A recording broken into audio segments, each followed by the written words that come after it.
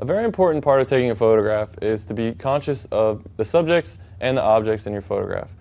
I like to think as the subject is the main thing that you're photographing, and the object is either things surrounding the subject or things that are going to help the subject stand out. You can see in this photograph, it's a picture of a baby bearded dragon. When taking this photograph, thought about the lizard as the subject, and of course the hand is the object that the subject is resting upon. Now, it's important to think, how do we want to handle the subject and how do we want to handle the objects?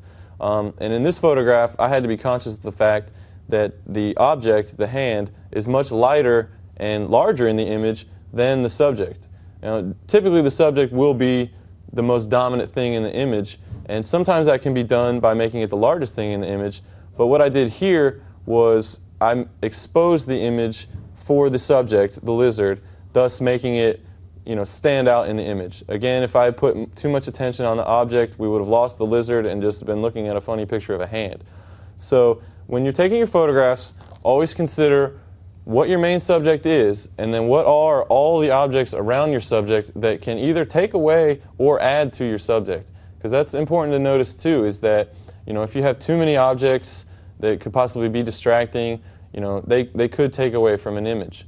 Now, when we take interior photographs, we like to have objects in the foreground, either to the left or to the right, thus creating a foreground and also not dominating the image. If the objects in our foreground were in the center, it might really take over the image.